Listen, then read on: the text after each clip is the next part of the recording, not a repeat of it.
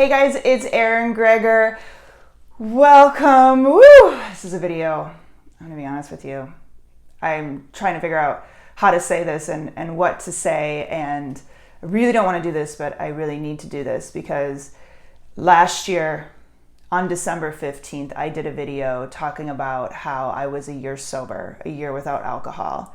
And today on December 15th, I can't come to you and say this is my second year birthday. I want to talk about that a lot. And the video I did last year, it really resonated with so many of you.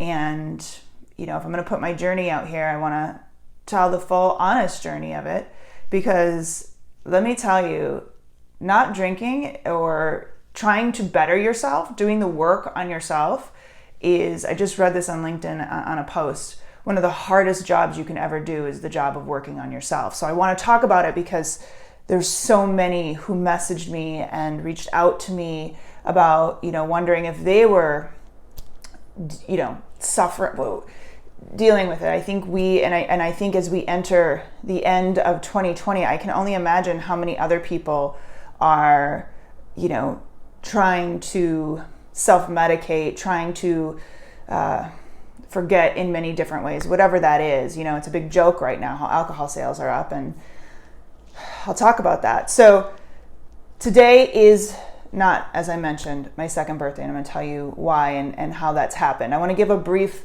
if you didn't watch last year's video, just real briefly talk about why I started down this path. So in my 20s, I had a problem. No joke. Partying was everything to me. I loved to party. In my 30s, I did have children. Definitely was not where I was. May have a good time here and there, but alcohol was a very centered thing around my life. I may not have been, waking up and blacking out. However, it was a huge piece of my identity. I loved to be out networking. I'm an introvert by nature. It was my binky. It was my thing. Like, I needed to be able to have that drink in hand. It was what I liked to unwind with at the end of the day, even a glass versus a bottle. But it was that thing that, hard day, let's go have a margarita type of thing. And I was listening to a podcast, Dax Shepard's, and he's a recovering addict, and he made a comment, a side-off comment that forever truly changed my life. It was when he said, I remember finally being comfortable the person sober. I had only been comfortable being drunk.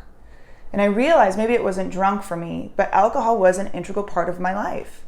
And I didn't like it. I didn't want to be, I was entering my 40s. I didn't need to be, the fun, good time girl. But I felt if I took away alcohol, I would have nothing. I would have no friends.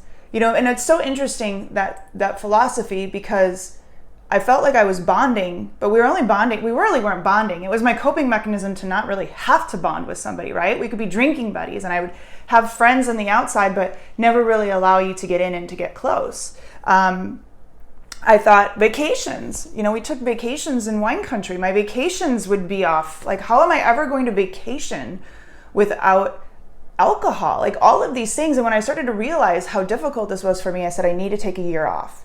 Goal was just to take a year off to prove I could do it. And holy hell, did I have no idea what I was about to venture into. It was peeling layers back that I never dreamed I would peel back. Seeing things for the first time, connecting dots I'd never connected before. I knew I had an addictive brain. I did not do drugs for that reason. But I used to identify my life as whack-a-mole. When one thing would get under control, shopping would come up. I even suffered from bulimia in my 20s. Busyness, that was a big, big, big drug of choice. And with that, it started to make sense that it wasn't one over here, one over here, one over here. All those things were interconnected. And I want to talk about this so badly because with Tony, I believe it's Heish, I think that's how you say his last name, the CEO of Zappos, who just passed away. I was reading an article about him. I know I'm getting emotional, but in his 20s, it said, we celebrated his addiction to ideas. Yet, when that same brain moves to addictive behaviors with substance abuse, it's like, ew, what's wrong with him? He's got a problem. We got to fix it. But we celebrate those people. And I was celebrated for my busyness. I was celebrated with everything I had going on. Oh my God, it's so amazing. You do what you do, all the things you do. I'm like, yeah, it's great. But yet busyness was just that drug of choice versus alcohol. And quarantine, I made it through March to not drink. So I made it a year and 3 months. And quarantine was an MF for many people, right? And so what I felt like, I was moving into busyness as being my drug of choice. And quarantine made that all go away, right? In fact, it was late February, early March, I said to a friend, I really don't know how I'm going to get through these next few months. We have so much scheduled, so much to do. And we laughed about it because she's like, well, you got that answer, didn't you? And I felt like everything was, so I had, I didn't have any coping mechanisms. And with busyness being away, I felt like I was just sitting in my mess and the shiny spotlight was on it, right? Like the shiny spotlight, and it was super uncomfortable. Plus, when I'm talking about the same brain of busyness versus, alcohol or substance abuse, whatever you want to look at, I wanted to prove to the world I could drink. When you stop drinking, it's such a crazy brain thing, because you want to prove that you're not broken. You want to prove that you can have a drink at some point. You don't want to quit forever. All of these things. And here's the deal. I accomplished those things. I would have a drink here and there. We'd have a happy hour, and I wanted to be cool again. Didn't want to be sober Aaron. Wanted to be cool Aaron, because there was a difference. And I'd have a drink, and I never got out of control, never blacked out, never not remembered, but I'd wake up with what I call them hairline headaches. How you have a hairline fraction where it's kind of broken, but it's really not broken to affect you, but it affects you. Same thing. It was these hairline headaches, and they were driving me insane, because I would tell JJ, my husband, I'm like, I feel like I'm waking up and I'm a step behind on the day. It's driving me nuts. So that started to bug me. I started to realize, go back to your original goal, Aaron. I kept telling myself, go back to your original goal. The original goal was to finally feel comfortable being sober, the only person I'd been comfortable feeling with an alcohol, maybe not necessarily drunk, but alcohol in hand. I hadn't reached that goal. Summer, I stopped drinking, went on a really extreme diet, weight loss program where got ripped, got best shape of my life, still in really good shape from that. And still continued through summer, didn't drink, but continued to toy with the idea of having alcohol, going out to dinner with friends, maybe having a drink. And it just bugged me, because again, maybe if it was just a glass of wine, I'd wake up with that hairline headache. And I started to realize it's not worth it. And November 14th, 2020 is a very significant day for me, because I went to a housewarming party. And I'd been around these people through the summer, not drinking. It wasn't this peer pressure thing by any means, but I had said, I'm going to have a couple drinks. I'm going to allow myself a couple drinks. I'm going to go out with these people. We're going to allow it. And I did. And I felt so uncomfortable not uncomfortable. I just wish I hadn't been drinking. I wish I realized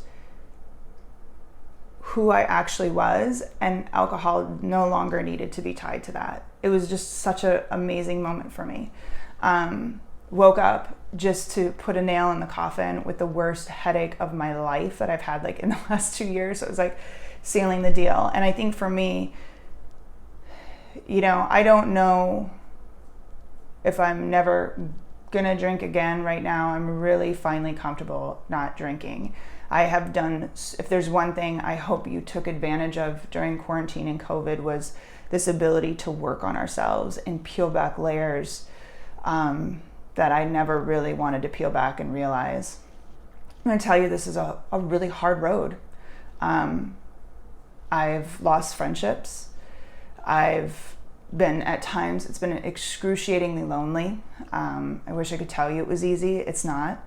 There's times where I still flinch when people are like, oh yeah, we're going to go out and go drinking and bond over drinks. I know I can be in that room and not be affected by it. What I have to do is now realize that these people who are uncomfortable with me not drinking, it's not my problem, it's their problem, right? And there's no way in hell I'm going to wake up with a headache or feeling that step behind just to make other people feel comfortable. It's been this ability to realize I don't need to numb to deal with the stress of running a business, to deal with the stress of being a parent. And by numbing the lows, you numb the highs. So how can I make sure I feel all the feelings I want to feel and deal with them instead of bearing them and numbing them out? And it's 30 days. So it's not a month, but I'm back. I'm 30 days in. It feels amazing. It feels great.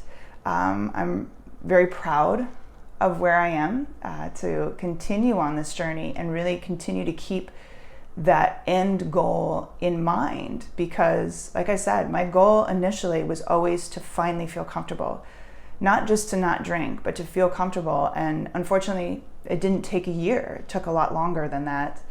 And I'm proud to say I'm finally there, and the work is not done. I think what's so interesting about this is you start to peel back, and I always say this about Bitcoin too. This is random, but I love Bitcoin, but it's one of those things you think you learned something, and so you're like, okay, learning, peeling back, and you're like, oh my God, there's like 50 other things I have to learn about here. And that's the journey of myself too. It's like, oh crap, like I have a check mark, but there's 70 other things. So I wanted to do this video because I want to encourage you. If you are struggling, if you know the kickback is a little, you need the alcohol to unwind, you need the alcohol to exist. Maybe you feel like it's a part of your identity that you're not really unsure of, you can let go. I want to encourage you. It is possible. It is worth it. It is hard as hell.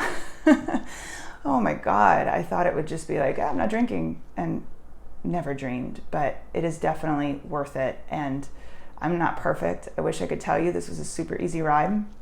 I hit 2 years without a glitch, but that is not the case at all. But I finally hit that goal of comfort, and really proud to say I'm there. If you have questions, please let me know. I know so many of you reached out last year, and definitely happy to answer what I can. Just a FYI, I'm not actively in an AA program right now, but I can definitely guide you somewhere, let you know what it's like. Definitely happy to help in any way I can, with resources, with books, with podcasts, with anything I can offer to help you out, because it really truly is worth it. So thank you for watching this whole time. Thank you for being here, and I appreciate you so much. Thanks.